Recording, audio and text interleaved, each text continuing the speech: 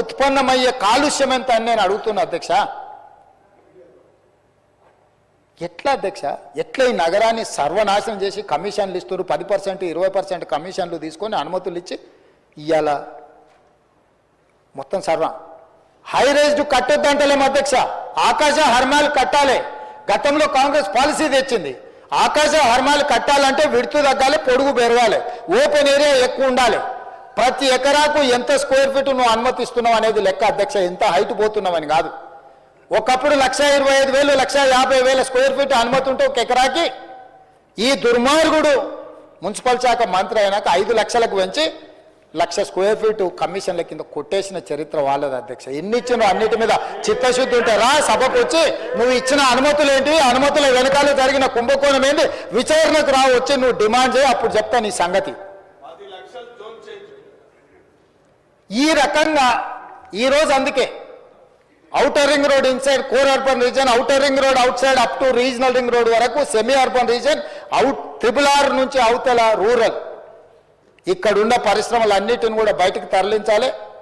పారిశ్రామిక వాడల్ని ఇవ్వాలి, పెట్టుబడులు పెట్టాలి, ఉద్యోగాలు పెంచాలి, ఉపాధి అవకాశాలు కల్పించాలని ఒక బృహత్ ప్రణాళిక తీసుకొస్తున్నాం. ఒక ఫ్యూచర్ సిటీనే నిర్మించుకుంటున్నాం అధ్యక్ష. దానికోసం ఫ్యూచర్ సిటీ డెవలప్మెంట్ అథారిటీని క్రియేట్ చేసినాం అధ్యక్ష.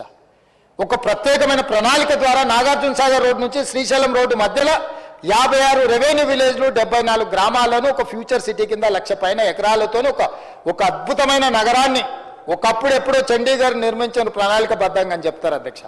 ఈ దేశంలో మళ్ళీ ఆ తర్వాత ఒక ప్రణాళికబద్ధమైన నగరం రాలేదు. అమరావతిలో వాళ్ళు ఏదో ప్రయత్నం చేశారు, అది ఆగిపోయింది. ఈరోజు మనం ఒక ఫ్యూచర్ సిటీ డెవలప్మెంట్ అథారిటీని క్రియేట్ చేసి ప్రపంచ దేశాలతో పోటీ పడే ఒక గొప్ప నగరంగా నెట్ జీరో సిటీ, కాలుష్యం లేని పర్యావరణ పరిరక్షణతో ఒక సిటీని నిర్మించాలని ఇలా ప్రయత్నం చేస్తే దానికి కాళ్ళు అడ్డం పెడతారు అధ్యక్ష. HMDA చేస్తే దానికి కాళ్ళు అడ్డం పెడతారు అధ్యక్ష. అసలు అంటే ఏది జరగొద్దు అంటారు అధ్యక్ష. నేను ఒకటే మాట అడగదలుచుకున్నా అధ్యక్ష. పరిశ్రమలు రావద్దు, అభివృద్ధి జరగొద్దు, నగరాలు నిర్మించొద్దు, మూసీని ప్రక్షాళన చేయొద్దు, మెట్రో విస్తరించొద్దు, రీజనల్ రింగ్ రోడ్డు ఇవ్వద్దు, రీజనల్ రింగ్ రైలు వద్దు, డ్రై పోర్ట్ వద్దు, ఆంధ్రప్రదేశ్లో ఉండే పోర్ట్కి dedicated national highway, greenfield national highway వద్దు, రైల్వే లైన్ వద్దు. ఏది వద్దు అని అంటే తెలంగాణ రాష్ట్రం దివాళ తీయదా అధ్యక్ష? ప్రతిపక్షంగా వాళ్ళు చెప్పాల్సిన లగచర్లు తమరు అమ్మమ్మ గారు ఊరు అధ్యక్ష, మీకు తెలుసు, పోలేపల్లి ఇవన్నీ తమరు అక్కడనే పెరిగినరు. ఒక 1300 ఎకరాలలో మనం ఒక పారిశ్రామిక వాడను తీసుకొచ్చి మన వెనుకబడిన ప్రాంతంలో వేలాది మంది నిరుద్యోగ యువకులకు, ఆడబిడ్డలకు ఉద్యోగ అవకాశాలని ముఖ్యమంత్రి అయిన నేను, తమరు స్పీకర్ అయినరు, మన ప్రాంతంలో ఒక ప్రాజెక్టు తీసుకుంటే కలెక్టర్లను అధికారులను బండరాలతో కొట్టిస్తారా అధ్యక్ష? ఇది మంచి పద్ధత?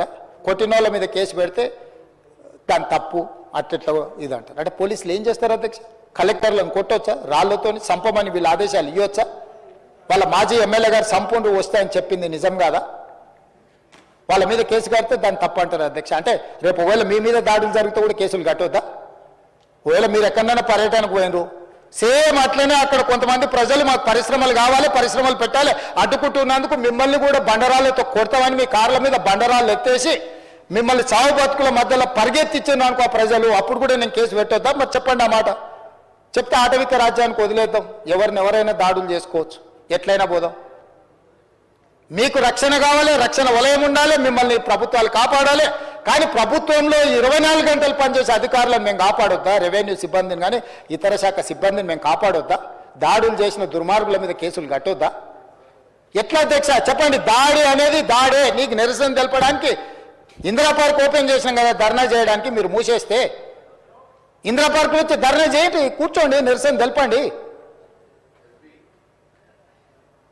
ప్రతిదానికి ఒక పద్ధతి ఉంది అధ్యక్ష. భౌతిక దాడులను మనం ప్రోత్సహిద్దామా? ఇదేనా వీళ్ళు నేర్పిన సంస్కృతి? ఇదేనా వీళ్ళు తెలంగాణ రాష్ట్రంలో పెంపొందించదలుచుకున్నది? చేయొద్దా తెలంగాణ అభివృద్ధి? పరిశ్రమలు రావద్దా? పెట్టుబడులు పెట్టొద్దా? నిరుద్యోగ యువకులకు ఉద్యోగ ఉపాధి అవకాశాలు ఇవ్వొద్దా? ఈ విద్యార్థులకు చదువు చెప్పొద్దా? యంగ్ ఇండియా స్కిల్స్ యూనివర్సిటీ వద్దా? యంగ్ ఇండియా స్పోర్ట్స్ యూనివర్సిటీ వద్దా? Young India integrated residential schools వద్దా?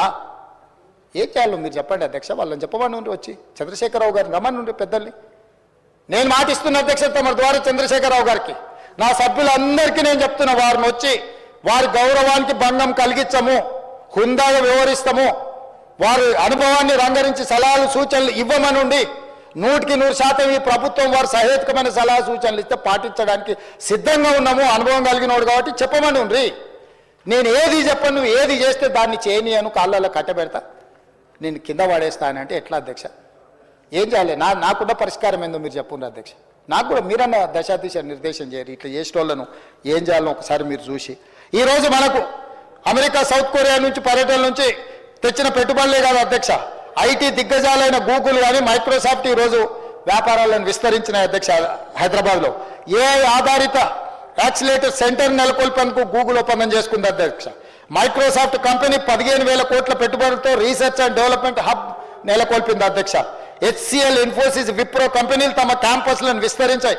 కాగ్నిజెంట్ సంస్థ 15,000 అదనపు ఉద్యోగాలను ఈరోజు చేసింది. FedEx, ZF life tech, Marriott లాంటి పెద్ద కంపెనీలు గ్లోబల్ కేపబిలిటీ సెంటర్లను ఇక్కడ ఏర్పాటు చేస్తున్నాయి. ఇటీవలనే బయోటెక్లో ప్రపంచంలో పేరెనికైన ఆమ్జెన్ ఈరోజు అమెరికా బయట మొట్టమొదటిసారి పెట్టుబడులు పెట్టింది హైదరాబాద్లో 6,000 మంది ఉద్యోగస్తులతో ప్రారంభించారు అధ్యక్ష. నేనే స్వయంగా వెళ్ళినా. లెన్స్కార్తో నిన్నమనని మా మిత్రుడు శ్రీధర్ బాబు గారు 1,500 కోట్ల రూపాయలతోని కళ్ళద్దాల కంపెనీ ఈరోజు పెట్టుబడులు పెట్టింది అధ్యక్ష. ఇన్ని అద్భుతాలను సాధిస్తుంటే ప్రపంచంలోనే ఫస్ట్ మ్యానుఫ్యాక్చరింగ్ యూనిట్ హైదరాబాద్లో తెస్తే అభినందించాల్సింది పోయి మమ్మల్ని తిట్టేది ఏంది అధ్యక్ష? నువ్వు అభినందించక పర్వాలేదు, మేము కట్టిన శిల్పారామం దగ్గర నువ్వు కావాలంటే సెల్ఫీ దిగు, సెల్ఫీ డబ్బా కొట్టుకో, మేమేం వద్దంటలేము. ఆ శిల్పారామం కూడా మేము కట్టింది, నువ్వు కట్టినావు. హైటెక్ సిటీ నేదురుమల్లి జనార్దన్ రెడ్డి గారు పునాది రాసి చంద్రబాబు నాయుడు గారు కట్టారు. అక్కడ కూడా ఫోటో దిగి పెట్టుకో, ఎవడొద్దు అంటుండే. నీకు కావాల్సింది గంతే కదా. రేపు కూడా ఇప్పుడు మా శ్రీధర్ బాబు గారు ప్రారంభించిన సంస్థలల్లో నువ్వు సెల్ఫీ దిగు, సెల్ఫీ డబ్బా కొట్టుకో, మేమేం వద్దనిలేదే. కానీ అడ్డుకోవడం ఎక్కడి సాంప్రదాయము, ఎక్కడి విధానం ఇది? ఎక్కడ నేర్చుకున్నారు ఈ విధానము? ఈ విధానం తెలంగాణకు మంచిదా అని నేను అడుగుతున్నా అధ్యక్ష. నాకు అర్థం కావట్లేదు అధ్యక్ష. ఈ 15 నెలల్లో వాళ్ళ విచిత్రమైన పోకడలు, వికృతమైన చేష్టలు. ఇట్లా ఆయన పెద్ద మనిషి అని చెప్పాలి కదా. ఈ పిల్లల కట్టి తెలియదు, తాడిపొంగడం లేని వాళ్ళు అనుకుందాం కాసేపటికి. పెద్ద మనిషి అని చెప్పాలి కదా, ఇది పద్ధతి కాదు, ఇది తప్పు అని. మన ఇళ్ళలో మన పెద్దలు మనకు చెప్పారా అధ్యక్ష? ఈ వయసులో కూడా నాకు అప్పుడప్పుడు జానారెడ్డి గారి దగ్గరకు వాళ్ళ దగ్గరకు పోతుంటాను. ఎందుకు? మనకంటే అనుభవం ఉన్నో లేదని చెప్తే నేర్చుకుందామనే కదా. మీ ఇంట్లోనే అనుభవం కలిగిన వాళ్ళు ఉన్నప్పుడు నువ్వు కూర్చోబెట్టి చెప్పొచ్చు కదా చంద్రశేఖరరావు గారు. మేమేం వద్దంటలేమే, చేయమనే అడుగుతున్నాం కదా. అదేవిధంగా అప్పుల గురించి మాట్లాడుతున్నారు అధ్యక్ష. అప్పుల గురించి ఒక మాట చెప్పాలి అధ్యక్ష. తెలంగాణ వచ్చినాక అప్పులు చేసిరని మా బట్టి విక్రమార్క గారు వైట్ పేపర్ రిలీజ్ చేశారు. వైట్ పేపర్ రిలీజ్ చేసిన దాంట్లో 7,71,000 కోట్ల రూపాయల అప్పుల గురించి మాట్లాడారు. అయితే మీరు డిసెంబర్ తర్వాత మీరు చేసిన అప్పులు అందులో కలిపిర్రు అన్నాడు. నేను మా రామకృష్ణారావు గారిని అడిగిన, ఏంటండి విషయం అని. వారు కంప్లీట్గా లెక్క తీసి నాకు ఒక లెక్క తీసి ఇచ్చారు అధ్యక్ష. ఇది official on record. If they wanted to challenge I'm there, నేనున్నా, ఛాలెంజ్. అవుట్ స్టాండింగ్ డెబిట్స్ 1/12/2023 నాటికి అప్పులు 6,69,257 కోట్లు.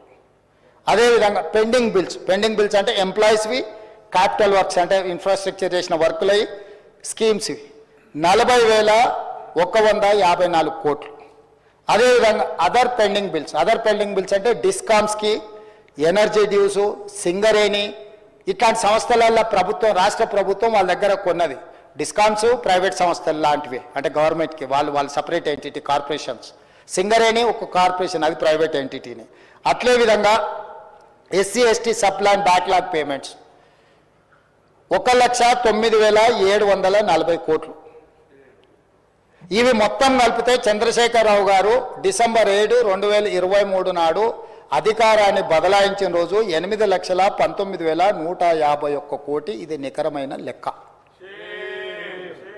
ఇది నేను ఆస్తులు క్రియేట్ చేసినాయని అంటుంటాడు. ఆస్తులతో పాటు ఆ కాంట్రాక్టర్లకు ఇవ్వాల్సిన పేమెంట్లు, కరెంటు బిల్లులు, మిగతా పెండింగ్ పెట్టినవి కూడా అప్పే కదా. బ్యాంకులలో షూరిటీతో తెచ్చిన అప్పు కాదు, ప్రభుత్వం కట్టాల్సిన పెండింగ్ పెట్టి పారిపోయిన అప్పు అధ్యక్ష ఇది. ఇందులో కాంట్రాక్టర్ల బిల్లులునే ఇప్పుడు ఉద్యోగులకు రిటైర్ అయిన వాళ్ళకు వస్తలేవు అంటున్నారు. వాళ్ళు పెట్టిపోయింది అధ్యక్ష. 8,000 కోట్లు వాళ్ళే ఉన్నాయి. రిటైర్డ్ ఉద్యోగస్తులకు ఉన్న పెన్షన్సో లేకపోతే ఇతర 8,000 కోట్లు వాళ్ళు ఇచ్చిపోయిన మోతనే కదా అధ్యక్ష. సో 8,19,151 కోటి ఈరోజు చంద్రశేఖరరావు గారు నాకు ఇచ్చిపోయినారు అధ్యక్ష. ఇంతకుముందు ఆయన ఎన్నో కోట్లు అన్నాడు. ఎంత అప్పు తెచ్చినా కూడా నేను చెప్తాను. 1,60,000 అన్నాడా? 1,50,000 1,52,000 కోట్లు అన్నాడు కదా అధ్యక్ష. అది తప్పు. ఎంత తెచ్చినామంటే మేము తెచ్చిన అప్పు 1 డిసెంబర్ 2023 నుంచి 28/2/2025 మీడియా మిత్రులు కూడా సావధానంగా వినాలి. 1/12/2023 నుంచి 28/2/2025 మన ఫిబ్రవరి 28 తారీఖు వరకు లెక్క ఇది నేను చెప్పేది. 1,58,041 కోటి అప్పు తెచ్చినాం అధ్యక్ష. నేను మా ఉప ముఖ్యమంత్రి మా మంత్రివర్గ సభ్యులను కలిసి మేము తెచ్చిన అప్పు.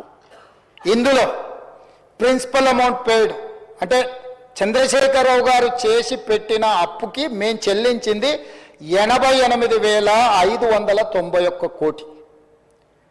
మళ్ళీ చెప్తున్నా అధ్యక్ష, చంద్రశేఖరరావు గారు తెచ్చిన అప్పులకు అసలు 88,591 కోటి మేము చెల్లించినాం. అదేవిధంగా మిత్తి 1/12/2023 నుంచి 28/2/2025 వరకు 64,768 కోట్ల రూపాయలు మిత్తి చెల్లించినాం అధ్యక్ష.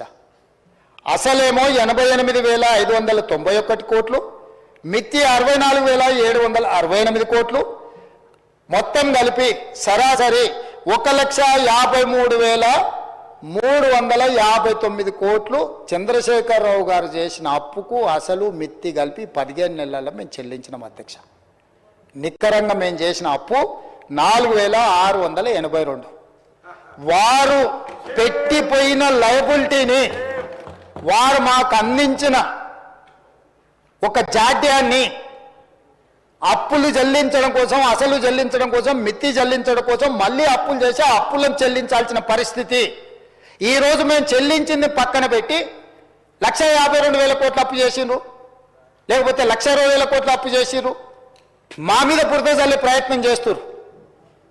నీకు కన్ఫ్యూజన్ అక్కర్లేదు హరీష్ రావు గారు, లెక్క పక్కాగా చెప్తున్నా. 1,58,041 కోటి మేము అప్పు చేసినాము.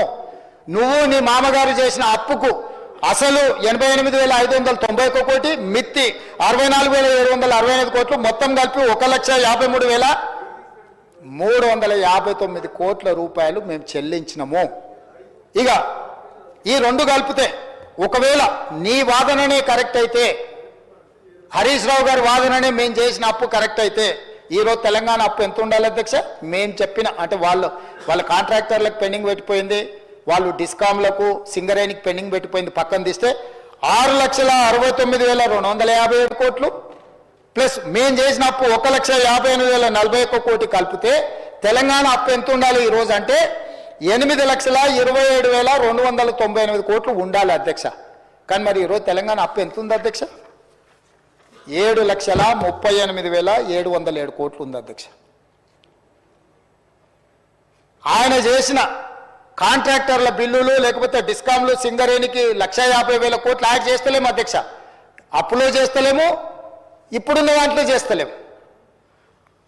స్పష్టంగా ఈరోజు మేము చేసిన ప్రతి రూపాయి అప్పు చంద్రశేఖరరావు గారు చేసిన అప్పుకు తప్పులకు, ఆయన పరిపాలనలో తప్పులు చేసిండు, దీంట్లో అప్పులు చేసిండు.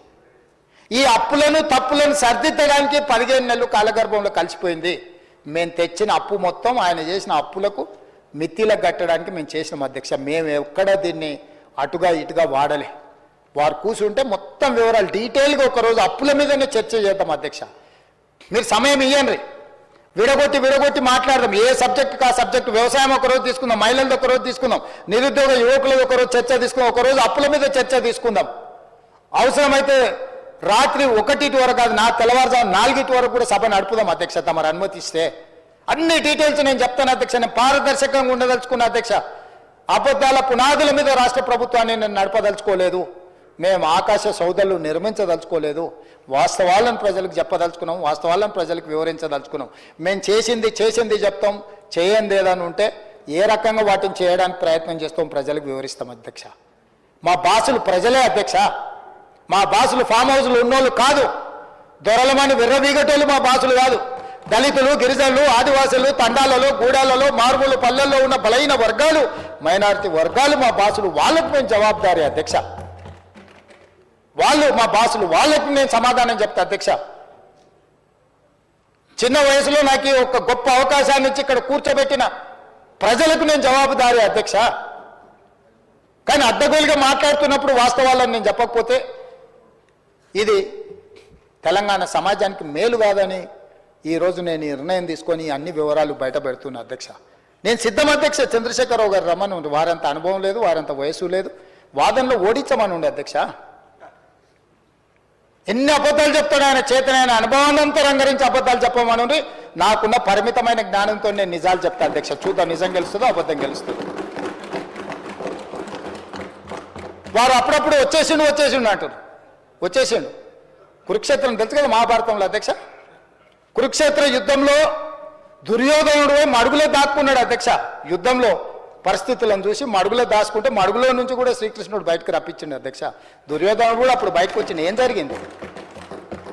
ఓటమి అవమానంతో ఫామ్ హౌస్లో పండుకున్నాయన బయటికి రప్పించే శక్తి మాకు లేదనుకుంటున్నారా అధ్యక్ష? కావాలనుకుంటే ఎప్పుడైనా రప్పిస్తాం అధ్యక్ష. అట్లనే మనం రప్పించి కూర్చోబెట్టి.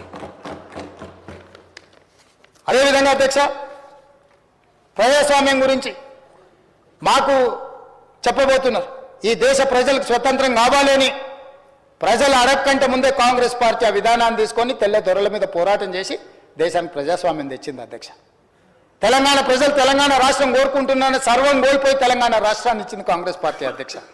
తెలంగాణ రాష్ట్రం వచ్చిన తర్వాత ఇనుప కంచెలతోటి ప్రగతి భవన్ చుట్టూత పహారాలు ఉంటే డిసెంబర్ 7 నాడు మధ్యాహ్నం మేము ప్రమాణ స్వీకారం చేసే లోపల ముళ్ళ కంచెల్ని బద్దలు కొట్టించి దొరల గడికి జ్యోతిరావు పూలే భవన్గా మార్చి పేదలు ప్రతిరోజు అక్కడికి వచ్చేటట్టు, వందలాది మంది అక్కడికి వచ్చి తమ విజ్ఞాపన పత్రాలు ఇచ్చేటట్టు దాన్ని అత్యంత చిత్తశుద్ధి కలిగిన డాక్టర్ చిన్నారెడ్డిని ప్లానింగ్ కమిషన్ వైస్ చైర్మన్ చేసి వారంలో 2 రోజులు అక్కడ కూర్చొని మొత్తం వ్యవస్థను ఏర్పాటు చేసి ప్రజా సమస్యలను పరిష్కరించడానికి ఒక వేదికగా మార్చిన చరిత్ర మాది అధ్యక్ష. అదేవిధంగా అధ్యక్ష, ఈరోజు ఉత్తమ్ కుమార్ రెడ్డి గారు కూడా చెప్పినారు, కులగణన మీద మంత్రివర్గ ఉపసంఘాన్ని వేసింది మేము అధ్యక్ష. మా ప్రభుత్వం 1931లో చేసిన కులగణన మళ్ళీ ఎప్పుడు జరగలే. మండల్ కమిషన్ 52% బీసీలను గుర్తించి 27% రిజర్వేషన్లను రికమెండ్ చేస్తే ఆ 27% రిజర్వేషన్లు బలైన వర్గాలకు మొదటిసారి వచ్చింది. మండల్ కమిషన్ కూడా నిర్ధారించింది 52% బీసీల లెక్క. చంద్రశేఖరరావు గారు చేసిన సమగ్ర కుటుంబ సర్వేలో 21% బీసీలు అన్నాడు, 51% బీసీలు అన్నాడు, 18% ఎస్సీలు అన్నాడు, 10% ఎస్టీలు అన్నాడు, 12% మైనారిటీలు అన్నాడు. ఇవన్నీ లెక్క కట్టి ఓసీలు 21-22% చెప్పి మొత్తం ఒక లెక్కేసి 100% అని పెట్టింది. మైనారిటీలకు సపరేట్ లెక్క చూపించలేదు అధ్యక్ష. 51% బీసీలను చూపించిండు, 18% ఎస్సీలను చూపించిండు, 79%, 21% ఓసీలను చూపించిండు, 90%, 10% ఎస్టీలను చూపించిండు, 100%. ఆయన ఇచ్చిన లెక్క ఇది అధ్యక్ష. ఈరోజు మేము మంత్రివర్గ ఉపసంఘాన్ని వేసి చర్చించి ఆ తర్వాత కమిషన్ని అధికారులను అందరిని నియమించి ప్లానింగ్ డిపార్ట్మెంట్ ద్వారా 1,03,000 మంది 94,000 మంది ఎన్యూమరేటర్స్, 10,000 మంది సూపర్వైజర్లు, అదేవిధంగా కలెక్టర్ల నుంచి చీఫ్ సెక్రటరీ వరకు, ఎన్యూమరేటర్ నుంచి చీఫ్ సెక్రటరీ వరకు, ముఖ్యమంత్రి నుంచి మంత్రివర్గ సహచరులందరూ మంత్రివర్గ ఉపసంఘాన్ని ఏర్పాటు చేసి ఒక వ్యవస్థను చేసి 50 రోజులు నిరంతరం చేసి 3,54,774 మందిని ఈ భాగస్వాములను చేసి 96.9% పాల్గొన్నారు. 3.1% పాల్గొనాలి. వాళ్ళకు కూడా రెండో అవకాశం ఇచ్చినాం. మేము పాతది తప్పన్నారు అన్నందుకు ఏలే అధ్యక్ష. 3.1% సర్వేలో పాల్గొనలేదు కాబట్టి రెండో అవకాశం కూడా ఇచ్చినాం. అప్పుడేమో ఎన్యూమరేటర్లు ఇంటింటికి వెళ్ళి ఇంటికి స్టిక్కర్